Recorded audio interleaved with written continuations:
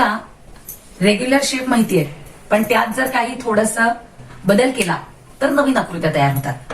उदाहरणार्थ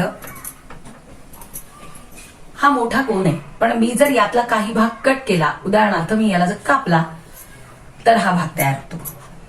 पुन्हा बघा, याचा मी वरचा भाग जो आहे तो कट करते, काय तयार होतंय? हा जो नवीन तयार झाला याला मराठीमध्ये म्हणतात शंकुछेद आणि इंग्रजीमध्ये त्याला म्हणतात फ्रस्ट्रम. मोठा कोन आहे, याच्यातला काही भाग मी कट करते आणि जो उरतो त्याला फ्रस्ट्रम म्हणतात. म्हणजे आपण आपल्या घरामध्ये ग्लास, आपण हे ग्लास पाहतो, आपल्याला माहितीये. हा आता मॅथमॅटिकली जॉमेट्रिकली बोलायचं झालं तर याला म्हणायचं फ्रस्ट्रम.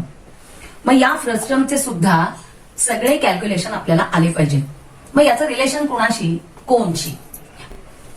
हा पूर्ण कोन होता, याच्यातला मी हा पोर्शन कट केला आणि हा जो उरला, तो उरलेला जो भाग आहे इथून एवढा, याला आपण फ्रस्ट्रम म्हणणार आहोत. मग जसं कोणाला स्लांट हाईट आहे तशी याला पण स्लांट हाईट, जशी कोणाला रेडियस आहे तशी याला पण रेडियस. पण आता मात्र यांना दोन रेडियस येणार आहेत, एक बेस आणि एक अप्पर सरफेस. दोन रेडियस असतील, स्लांट हाईट असेल आणि आपल्याला याच्यानं फॉर्म्युला कॅल्क्युलेट करायचा आहे. पॅरलल कॅल्क्युलेशन करणार आहोत म्हणजे आपल्याला ते लक्षात राहील. पहिला विचार करू, स्लांट हाईट कशी काढता येईल? ही स्लांट हाईट आहे, ही कशी काढता येईल?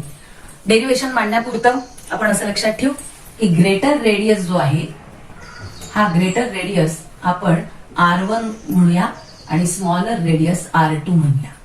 मग R1 is greater than R2 ही आपली कंडिशन आहे. मग याला पायथागोरस मांडला तर आपण हे कसं लिहू शकतो?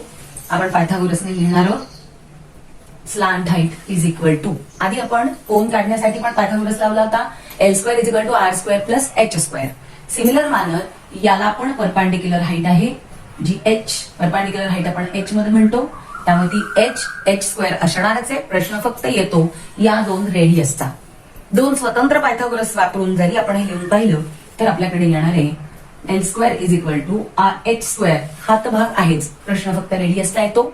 दोघांची वजाबाकी करून आपण तो लिहिणार आहोत, कारण हा कुठल्या तरी मोठ्या कोनाचा पार्ट आहे आणि म्हणून इथपासनं जर पहिला पायथागोरस लिहिला गेला तर दोघांच्या वजाबाकीचा विचार येतो आणि मग ते लिहिता येईल R1 मायनस R2, दोन्हीही रेडियसचं सबट्रॅक्शन होल स्क्वेअर. हा माझा formula slant height for the frustum. काही वेळा असा पण लिहितात L is equal to under root H square plus R1 minus R2 whole square. Slant height काढताना रेडियस आणि हाईट हे दोघं असणारच आहे. जसं कोनला केलं तसंच इथे आपण करणार आहोत. हा आपला पहिला फॉर्म्युला फ्रस्ट्रमशी रिलेटेड. कोन आणि फ्रस्ट्रम पॅरलली अभ्यास करा, ते आपल्याला सोपं जाणार आहे.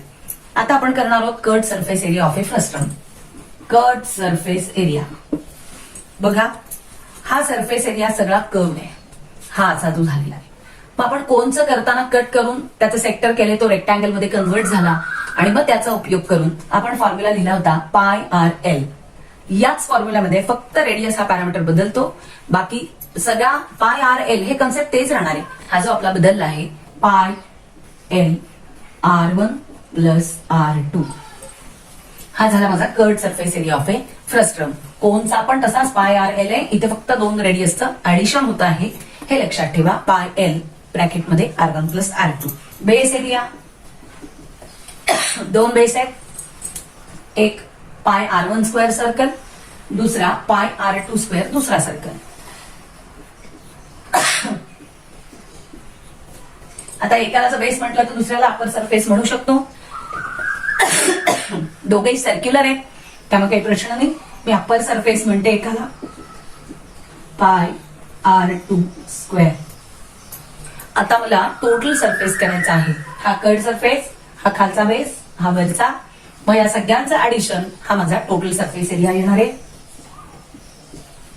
Is equal to curved surface area plus base area plus upper surface area. मग मी लिहिते पाय L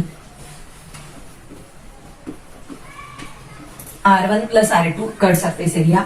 दोन्ही सर्कल आहेत, pi R1 square plus pi R R2 square. मला वाटतं फॉर्म्युला लक्षात आले असतील, कारण आतापर्यंत आपण प्रत्येक 3D फिगरसाठी असंच कट सरफेस, टोटल सरफेस, प्रत्येक एरिया वेगळा वेगळा काढतोय आणि म्हणून आपल्याला हा फॉर्म्युला असा मोठ्या प्रमाणात लिहावा लागतोय. यानंतर व्हॉल्यूम, एकच पॅरामीटर राहिलं. Volume of a frustum is equal to 3 pi H. हा तसाच राहणार आहे. प्रश्न फक्त या रेडियसशी होतो आहे. मग रेडियसचा विचार करता आपल्याला इथे 3 पॅरामीटर वेगळे वेगळे लिहायचे आहेत. एक काम करूया, आपण ज्या वेळेला हा मोठा कोन घेतो त्यावेळेला R1 घेऊन एक इक्वेशन येतं, छोटा घेतो त्यावेळेला दुसरं रिलेशन येतं आणि मग त्यांच्या सबट्रॅक्शन नंतर आपण हे असं लिहू शकतो. याचा अनालिसिस न करता आपण ते पार्ट कसं करता येईल याच्याकडे बघूया. R1 square plus R2 square plus radius square येतोच, कारण पाय आर स्क्वेअर एच असा फॉर्म्युला सिलेंडरचा आहे. 1/3 पाय आर स्क्वेअर एच हा कोणचा आहे. मग इथे तसंच पाय एच लिहिलं कारण रेडियस आपल्याला बदलायचा आहे. Plus R1 into R2. हा फॉर्म्युला इयत्ता 10वीला एक्स्ट्रा इंट्रोड्यूस झालेला आहे. बाकी सगळे फॉर्म्युले जे 9वीला आहेत ते जशाला तसे आपण 10वीला ऍप्लिकेशन म्हणून वापरतो आहे.